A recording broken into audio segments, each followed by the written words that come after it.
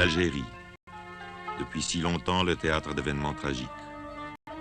Plus de 200 000 réfugiés venant des zones frontalières avaient quitté leur village pour gagner les régions voisines de la Tunisie et du Maroc. Ils n'amenaient que ce qu'ils pouvaient porter sur leurs épaules. Depuis lors, pour survivre, ils n'ont pu compter que sur la charité et la générosité de leurs frères humains.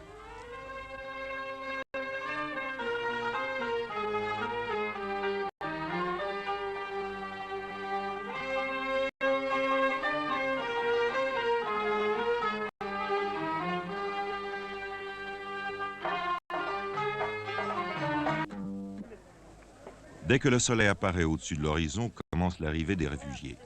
Ils veulent être là dès la première heure, comme s'ils avaient peur de manquer la distribution. Voilà les queues maintenant organisées, les femmes d'un côté, les hommes de l'autre.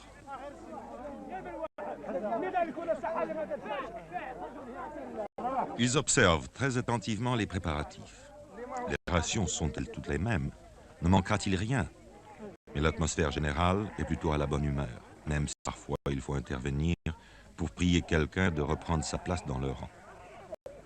Les vieux sont assis en cercle au milieu. Dans toutes les communautés musulmanes, les plus vieux chefs de famille sont entourés d'un grand respect. C'est pourquoi on leur laisse la priorité. Chaque membre de la famille touche 120 grammes de savon.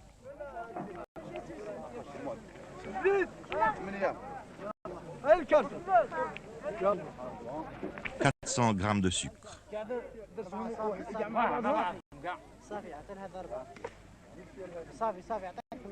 400 grammes d'huile comestible, en fait la seule matière grasse utilisée dans la cuisine arabe. Les quarts de ration sont chaque fois soigneusement pointés. Les vieux servis, vient le tour des autres. À une certaine époque, les femmes étaient servies d'abord. Chaque réfugié a droit à 10 kilos de blé et 2 kilos de riz. En Afrique du Nord, chaque famille cuit son propre pain et fabrique sa semoule pour le traditionnel couscous. Un plat de semoule cuit à la vapeur, des légumes bouillis et de la viande ou du poulet, s'il y en a. Certains réfugiés n'ont pas touché à la viande depuis plus d'1 an.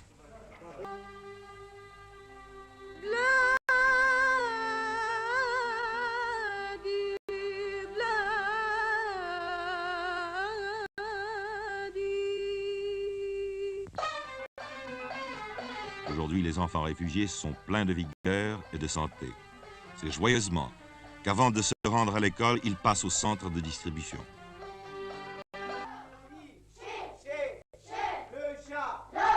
Le chat a griffé Amina. Le chat a griffé Amina.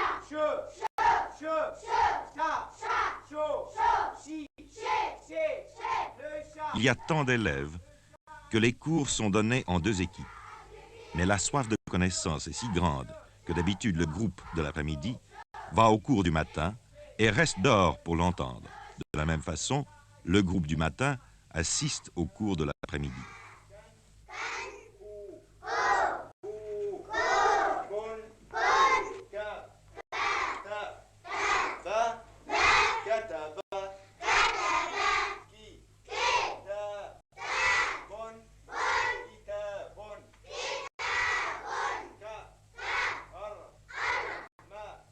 Les classes finies, pendant leurs heures de liberté, les enfants s'occupent à de petits travaux ménagers. Par exemple, ils vont puiser de l'eau.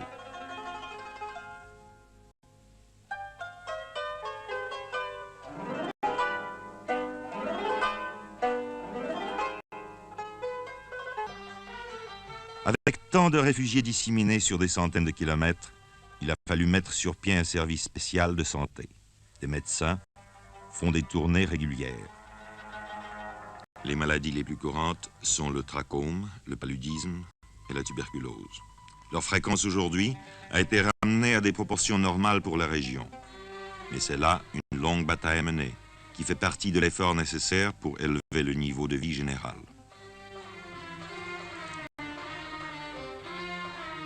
En plus des services médicaux, une chaîne assez importante de dispensaires a été créée.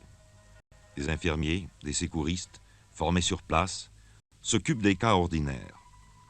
Les cas sérieux sont vus par le médecin. Ici, les malades reçoivent également des soins et des médicaments.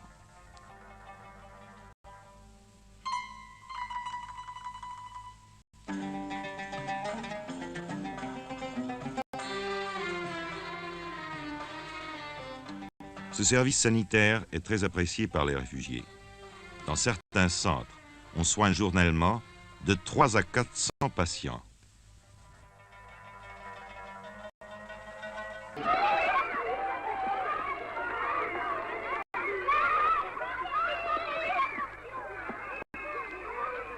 Une fois par an, on donne aux enfants une kashabia. Il s'agit d'un vêtement à capuche qui les tiendra bien au chaud.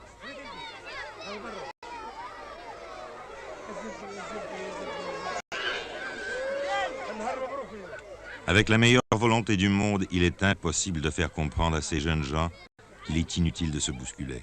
Mais les enfants sont trop excités. Ils ont trop peur qu'en fin du compte, il n'y ait plus assez de kashabia pour tout le monde. Si quelque chose peut décrire l'extrême dénuement de ces enfants, leur dépendance totale d'une aide extérieure, c'est bien cela. Cette crainte de voir la générosité se tarir quand leur tour viendra.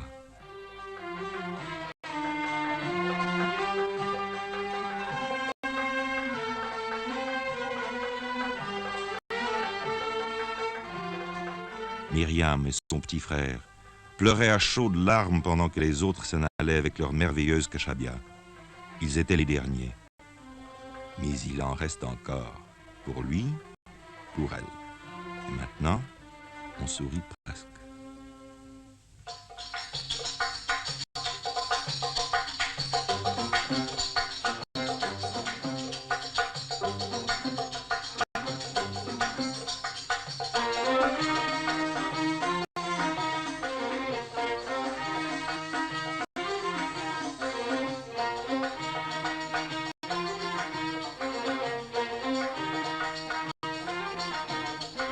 Voici ce qui a été fait. Chaque mois régulièrement, on distribue plus d'un quart de million de rations, chaque jour du pain et du lait pour 90 000 enfants. Dans certaines régions, on a construit des cantines, on a distribué des habits neufs, des couvertures, des tentes, on a bâti des écoles et monté un service sanitaire moderne. Cette opération a obtenu l'appui de 65 nations, grâce aux sociétés de la Croix-Rouge et du Croissant Rouge, de Lion et Soleil Rouge, aux agences bénévoles, aux contributions financières des gouvernements, des groupes privés ou de particuliers. D'un bout de l'année à l'autre, les dons venus du dehors sont rassemblés et les vêtements triés selon les tailles et les âges. Les sacs usagés qui ont servi au transport de la farine sont transformés en chemises et en vêtements. Ce travail est accompli par des jeunes filles réfugiées dans un centre d'apprentissage du Croissant Rouge d'Oujda au Maroc. Le cours est très attentivement suivi par ces adolescentes. زيدي هكذاك ديري 5 ديري 4 بالرز. Le retour au pays natal est le seul avenir pour ces jeunes enfants et leurs parents. Les réfugiés ont été reçus comme des voisins chez des voisins par les peuples de la Tunisie et du Maroc. C'est la communauté internationale qui les aide.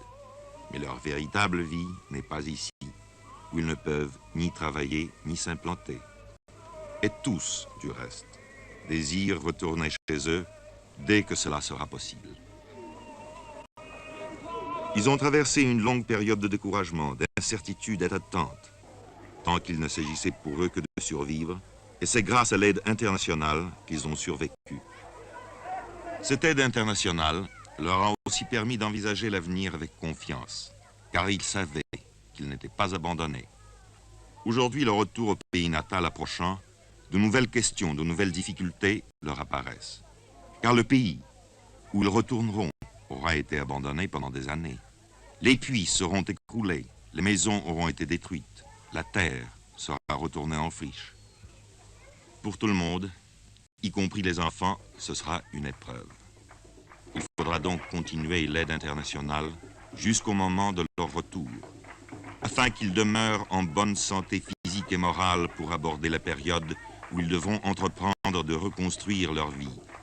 L'aide internationale devra faciliter le passage de la vie oisive du réfugié au devoir sévère qu'exige la participation de chacun en tant que membre d'une communauté vivante. Un troubadour chante l'avenir à des enfants rassemblés. Ceux qui vous ont donné, dit-il, l'ont fait avec joie. En retour, vous leur donnerez votre gratitude. Vous vous efforcerez d'oublier les temps amers et de faire en sorte que la compréhension puisse régner entre les peuples.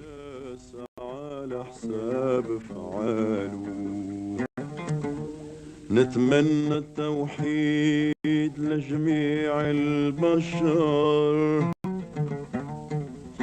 في عالم سعيد تزيان أحواله عالم حر جديد لبدا ينتصر وتزول غيار ما بيه